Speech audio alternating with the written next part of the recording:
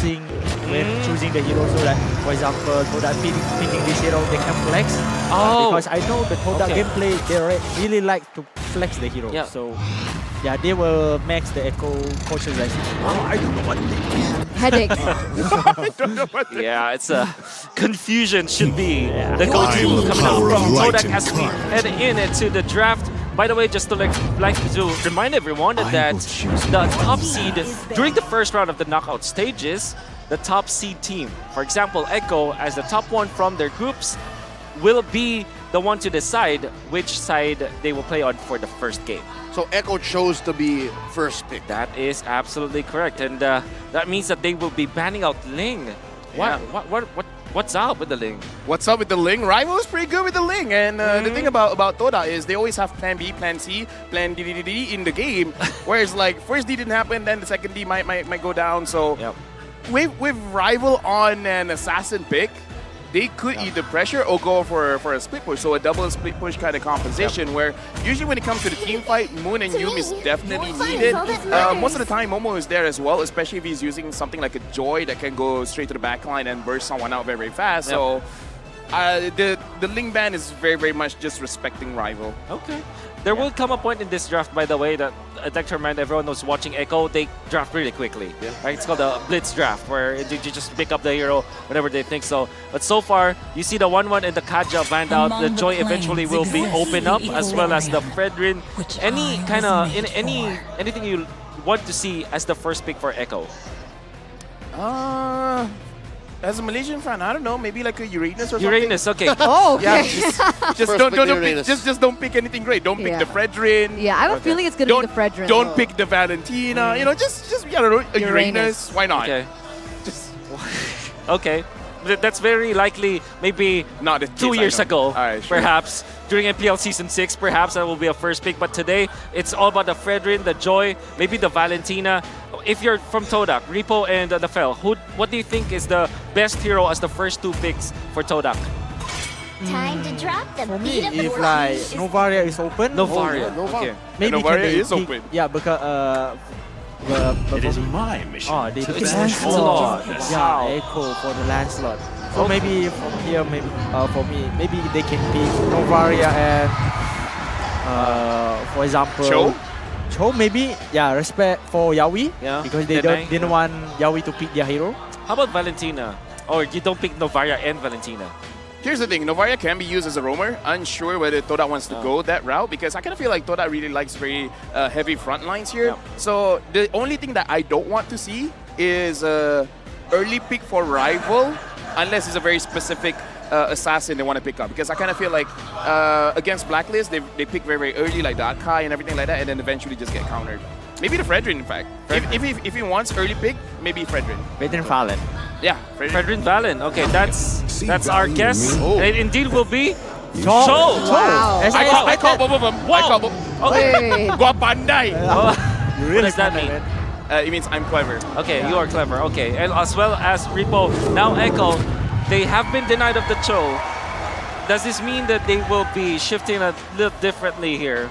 Maybe all the more reason they should pick up the Valentina. Valentina. So that Sanji now has the kick. Okay, and for additional damage, Yuzhong. Oh no! Kadita. Wow, double combo petrify. That's it. Oh. So they will beat the CC. They will beat the CC.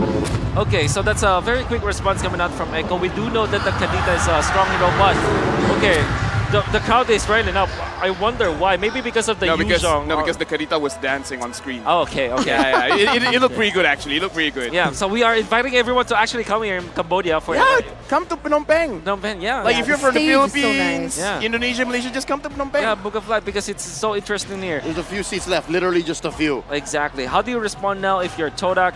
Are you scared at all of the Kadita or the Yuzhong? For marksman, maybe a little bit scary because those both heroes can go into backline very Difficult. yeah, difficult, like straightforward to the backline. So it's a little bit hard for Chico to. I think Claude will be banned here. Yeah. Claude is good against this. Varia. Yeah. Okay. No room for Nova. No room for For Nova. Echo, Yeah. Yaoi's not going to pick up the Kadita?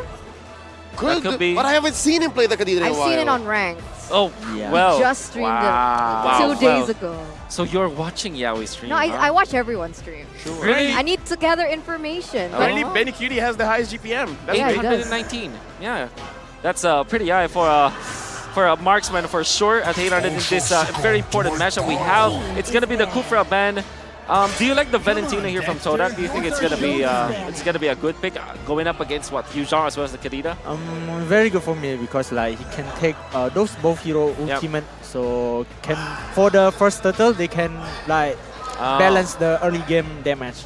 Okay. Yeah. There's the Claw that you guys have expected to be banned out, and it was indeed banned out by Echo. Of course, Chico guys is very comfortable with that kind of hero. And we saw that. But now TODAK gonna be focusing on some of the roam bans here. Are they assuming that this Kadita will be played by Sanji? I think he did pick it up, right? Yeah, we're on the. All right. Yeah, we did stream with a Kadita roam, but 7 times out of 10, it's likely Sanji. Okay. Honestly, I kind of feel like with the roam bans as well, they're kind of forcing this Kadita to be in the mid. Yep. The glue has been picked up, and apparently over to Moon. Moon holds the record for the most damage dealt in a game against Team Occupy. 176,000 damage. So that's pretty good. That's pretty good. Is TODAK actually thinking about the carry? I've been Well, waiting for too long. okay. Well, they picked up the. I think the way they pick up the carry is because they banned the Harriet. Yes. And in comes the Blitz draft. They just gonna pick it up. No time to react. It's the Franco and the Beatrix. TODAK, you are lacking XP lane perhaps or a jungler. What do you think is the last pick? For me, maybe jungler because the veteran can flex to EXP because if they meet the Franco, it's really hard for jungler. Oh, okay. So, what kind of heroes do you think will be there? Maybe for the assassin can be split. For example, like What's your command? Yeah. ooh, Fanny. Yeah, perfect. And yeah, Pandai Ripo. thank you. Okay, so we have a few seconds here. Ripo, I want to pick your brain. I want to ask you, what do you think is the general win condition here for both teams? Who do you think is more favored?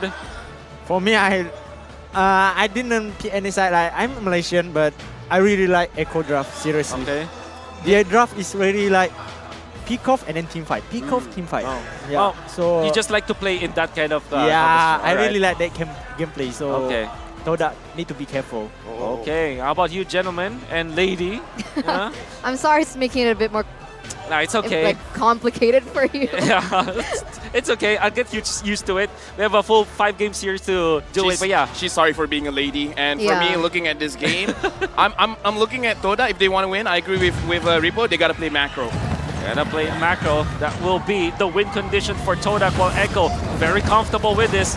Now Eterna, please take us to the Land of Dawn. Ladies and gentlemen, let's invite you through the portal as the Swordfishes and the Orcas are going to collide for game number 1 in this best of 5 series. The crowd reacted. Yeah, we missed the hook on a non-moving buff. But you know, it's okay. It's okay. It's all right because, again, in this kind of game, it's all about how you finish, not about how you start. Speaking about how you start, so far, Yums and Moon, they're moving together. Moon there, doesn't know that Yaoi is there just yet.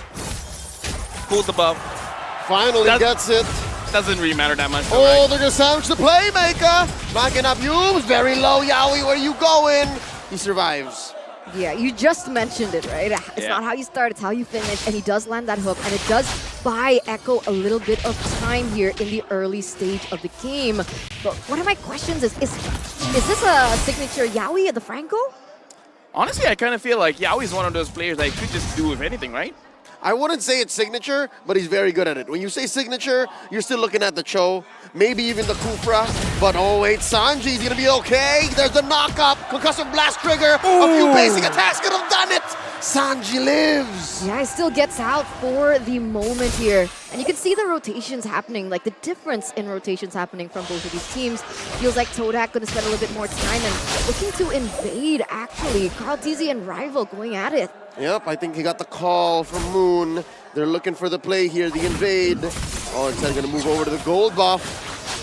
Right now, honestly, looking at the bottom side because I'm very curious how Chico Guys is playing this lane because as a carry with the Purify, you kind of can't take those very aggressive trades because if you have a very, very bad positioning, you don't have a lot of options to run away. So for now, Beauty is actually forcing Chico Guys to be in his turret. As I say that, Chico Guys is moving forward.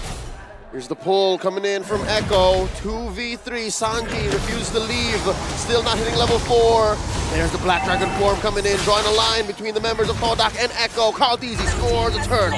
Yeah, in this early game, you would expect that TODAK might be a little bit more aggressive, but it doesn't seem like Rival want to go for the objective play. Oh. I mean, looking at his emblem itself, right, he wants to go for these plays on those side lanes, give perhaps Chico a little bit of a fighting chance, realizing because he's on the carry, he is in a losing lane against the Beatrix. Yeah, I kind of feel like Rival, I think he goes in just a little bit just to see how much he's dealing damage in this game.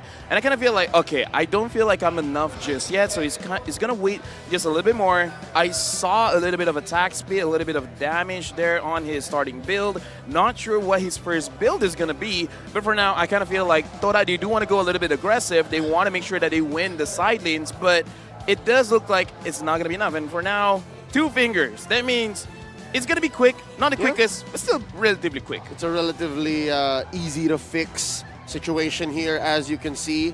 Sanford waiting very, very patiently for one of our marshals to fix up the situation. Something to note as well, TODAK wants to engage, right? We talked about how the early aggression is not misplaced, but you got to watch out for the fact that Echo is the proprietor of the Echo Express. If anyone goes fast, it's Echo. And if I'm not mistaken, they hold the current record for fastest game in MSC so far. Some teams come close. I think 11:05 or 11:03, Evo versus Fimp.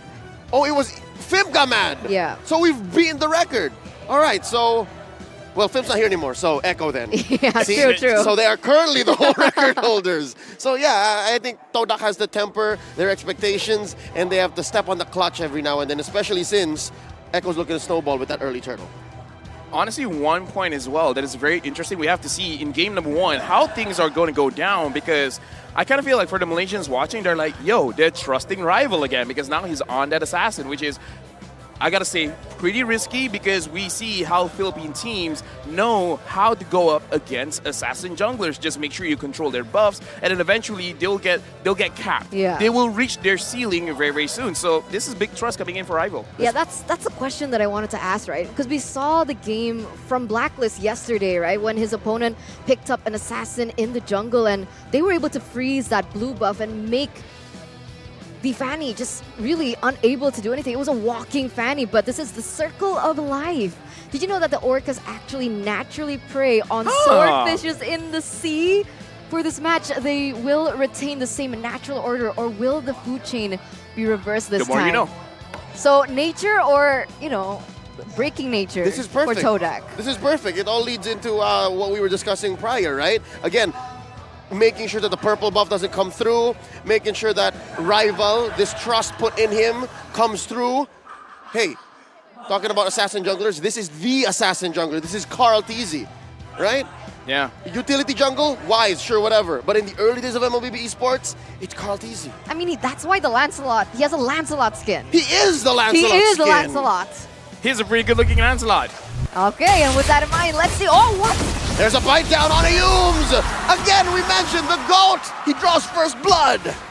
I mean, that just happened, Chico Guys, losing the lane. You were talking about how Echo will be the one moving forward. Exactly. And that just happened. Satu v Satu. Yeah, they heard you. I mean, for some reason, I cannot say that I did not expect that to happen from Chico. He's always so aggressive. They don't know that Echo wanted to go just as fast given their pick-off engagement. As Ripo said, right? This is the place that he likes. Well, I mean, TODAK has the second option of splitting the map. Usually we see carry with something like a Kaja or a Franco to make sure that you get that confirmed 2v1 kills, but I don't know. I'm very interested to see how TODAK is going to move around the map because, again, something about TODAK, I would say one of the early monikers for them is that they're the king of comebacks because they always seem to lose the early game, come mid and late. Somehow they just turn things around. actually quite interested in this in-game equipment by the Beatrix, right? So Fury Hammer for the damage, and she has the pants, but she's in a winning lane. Is it because she's, you know, vying that rival may come to that lane? Yeah, legit, because again, anything could turn around very, very quickly, especially now looking at this. 4 people from TODAK are coming down. It looks like they know something is up, so Yaoi is just bringing the farm a little bit quicker. Now looking at the emblem set as well, I don't think anything is going to grab anyone's attention. Yeah, and again, the steal take place just to make sure that Rival can get a kill, and I think that's why Rival came, saw how much damage he can deal, and then he's like, yeah, it's not enough. It's not enough. Yeah, so far here, things are getting a little bit more passive. Both teams are trying to set up as best as they can to get that next objective, which is that turtle, right? Both of these teams are quite dependent on that level 4. They've hit that already, as we are already in the 5th minute of the game. Yep, Carl Teasy making a beeline. He knows, not wasting any time. Sanford goes for the Black Dragon form, no one home. Instead, TODAK is going to inhabit the lower part of the map. They're going to try and pressure Benny Cutie here.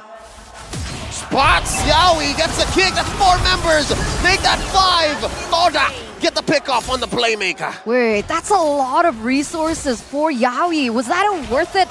Whoa, whoa, whoa, it's Sanji? We'll talk about it in a bit. Yum's looking for 1. Sniper shot misses. The question. Yeah, back to that, right? Was it worth it to, you know, just expand all your resources onto Yaoi there? Definitely, because Yaoi is the one that can stop the play from happening with the Bloody Hunt. So I kind of feel like drop down Yaoi first, and then if you guys want to go again, you guys can go again. And I kind of feel like this is one of those early strats where you try to drop the tank first, just to make sure that they can't do anything come late game. Flicker Bloody Hunt looking for the knockup as well. Yums is still here. In comes Rival as well. Yums gets the kick.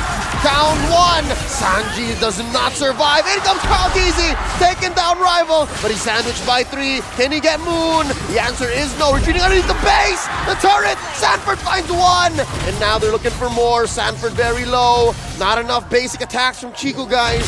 They disengage. You can tell that Yaoi is out for blood, right? He was taken down earlier by the play coming in from Yums, and he did the same thing. However, it does result in a 1-for-2 trade, and it actually alleviates Echo's pressure. Right now, looking at the situation, Echo still has a very good goal lead. Yaoi able to pull the buff away. Looking at the situation, TODAK is really just waiting for opportunities. Once the opportunities present itself, then they'll go in. And looking at the way that they've been playing, they're really looking at Moon as well as Chiku. Do you guys have enough damage? And it looks like they don't have enough just yet, especially if you guys gets taken down. So she wrote, they're going to convert into this tier 1 up top. Down bottom, it looks like they're going to go for the same play. It looks like TODAK might try the same thing. Just throw everything at Yaoi. All right, but is that going to be fair trades happening, right? Is there a certain power spike that we need to be aware of for the side of TODAK? Because as of this point, 7 minutes in, they haven't been trading equally. Echo's been getting better trades. Long for that. Probably secures it. Nope. Nothing to trade here. They're outgunned and outwitted. The turtle goes over to Echo. That's a clear advantage going over to the Orcas. Honestly, one thing that you could look out for is Chiku Guys having 3 items first, because Chiku Guys is the most confident one. He has that 3 items, but... There's another bite down and a pickoff. Yums didn't know what hit him. You were saying? Nah, I'm just saying, like, how can you really do anything when the moment you want to move, you get caught? Because at this point, TODAK keeps getting caught. But here's the thing. Not 100% their fault. It's just that Echo, their position well. Yaoi snags Momo! And another kill! Everyone was in there. I'm sorry, LaFell, but this is looking brutal, right? They know exactly what their composition entails. They go for the pickoffs right, left, and center. And even Sanford goes for a 1v1 kill and wins. Dude, I don't know. We've seen a lot of fannies drop to the EXP laners, the Badang, the Yuzong, and I gotta say, Yuzong, the damage can be quite deceiving because the damage is coming in from that passive. And for now, look at this, the way they're controlling the buff. If Rival couldn't get a lot done in the early stage of the game, now it's gonna be more difficult for him. Oh, there you go, Sanford. You mentioned this. They're choking out the purple away from Rival. Sanford popping the Black Dragon form preemptively. An easy take in mid for Echo. 7,000 gold lead already, but like we mentioned before, right, the beautiful thing about a Fanny, it's not just its advantage in terms of that damage, that prowess, but also the fact that you can utilize it in a macro way, in an objective way. And so Rival, you can see he is trying to look for something on the board, which is basically the only thing you do, the turret push. Yeah, right now looking at the itemization as well, Sanford just with that Hunter Strike. Oh, that could have been very costly, Rival. Anyways, looking at itemization from Chico Guys, he has 2. Looks like he's on the way to finish his Wind of Nature. Once the Wind of Nature is done, I kind of feel like they're a little bit more open to getting into those fights. But again, even if Chico Guys is open for the fight, you gotta be careful of Sanji, man. Sanji could one-shot him as well. Oh, there's a hook coming in. Yumes, close call. Echo did not say go. Lord very low, 1/10 of its health left. Yorka score 1. Like, even if Rival wasn't that low, he's level 9. He was level 9. He just went to level 10, but he was level 9 against Carl TZ, who is level 11. So is that really something that you can even contest at this point? Here's the thing, even if they're 15 to 15, going up against a Lancelot, it's not gonna be easy. The Lancelot, not even it's the Lancelot. Yeah, because even just Lancelot, right? The Lancelot is just so good. Okay, never mind. Conceal When can play! I talk? When can I Conceal talk? play! Rival just walked into that, and it's not even his fault. Go ahead, Lafel. Nah, you know what? I'm done.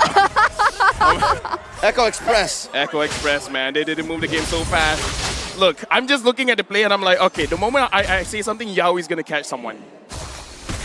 Or Oh, there you go. It could be Sanji. It could be Yaoi. Bombs away. Scores 1. A close call, but here comes Sanford. He wants to finish the job. Mid lane in jeopardy. They finally get it. Lord smashes that inhibitor. It's looking brutal. Okay, finally that hook does not land onto TODAK, but it does give TODAK maybe a little bit of breathing room. And at this point, right, Chico Guys 2-0, level 11, just hit that power point. But does he have the items even to dish out the damage that he was meant to? I don't know, man. 10,000 gold lead. If it were me, I'll be having Aspen attacking now. Rival, no energy. They're sandwiching him. Sanji gets a beat on him. Yaoi misses the hook. No energy. Spotted by Carl TZ. Down by Sanji. Oh, he was cornered even before he knew it. 11,000 gold lead. Not looking too good because for them, now they got to make sure that they can survive and engage coming in from Echo for someone to eventually split push. But with Sanford and Sanji, the way that they've been playing, I don't think they can survive. Here comes Sanford coming in from the west. Breaking that holy shield, knocking up Momo, knocking up Yumes, and there's the Phantom Execution. They're not letting TODAK breathe. Underneath the ocean, they take Sanford, the punish from TODAK. Yeah, a 1-4-2 trade, so they are able to defend it. They don't lose that tower in the top side, but in exchange, they have to lose Yums and Momo. It could be worse. It could be Chico Guys. But now, because the waves are hitting like this, Chico Guys does have some time and the resources to be able to maybe try and catch up. Okay, let's look at the instant replay, see what really happened here. And here's the thing, this is always how Echo starts a fight. Yaoi, you try someone, you didn't get it. Sanji, no? All right, well, Sanford is going to come in and make sure something happens. And in this situation, Chico Guys was able to dodge a lot of the damage, a lot of the attack. Chico Guys still has that Purify, so it's going to be good going up against the next team fight at the Lord if they want to go for it. But the thing is, someone has to be the one to take away the Franco ult. Someone has to be the black sheep. Someone's just got to be like, yo, Yaoi, look at me. Hug me, bro. The scapegoat. Someone has to be the scapegoat. Sacrificial lamb. Here we go. A hook thrown out by Yaoi. Lord here, not even a thought to contest. Another one for Echo. Wow, they're just dominating left, right, and center. Here, finally, Chico Guys picks up that kill. Momo didn't know Yaoi was there. He gets knocked up and taken down just as quickly. And now Rival struggling to keep his purple. GTP coming in. Black Dragon form from Sanford. Another hook comes in from Yaoi. And they're going in underneath the turret. Chico Guys falls. They do get one of Sanford. Again, the second death for this young XP laner. And now Lord Martin and Rival struggling to control and take down the minions. Yumes is gonna fall as well. Oh Lord, there's just 2 left. Now just 1. Moon goes down. Echo takes game 1. The Orcas showing their teeth as they lead the series against TODAK here in the first game. That was brutal. How many minutes was that? I didn't look at the All timer. right. All right, let's not talk about it 1-0. I gotta say, this is not a good way to start for TODAK fans. I mean, you know, the question is, right, is TODAK a type of team who needs to feed off momentum, or can they come back from a 1-0 deficit? Because They can, yeah. it's just 1-0, right? Reset. It's not just 1-0. All right. Did you see how that 1-0 was? Yeah. But, oh, what's going on here? I believe this is in reference to the 4-0 championship sweep across MPL MY and MPL PH. That's what they were referencing there, the Spider-Man meme. Oh. Spider-Man. Oh, I don't know, man. if we're talking about Spider-Man, I gotta say, Mr. Leo, not feeling good. Yeah, game number 1, it was interesting, right? I mean, there were You're moments. interesting. Thank you. You are too.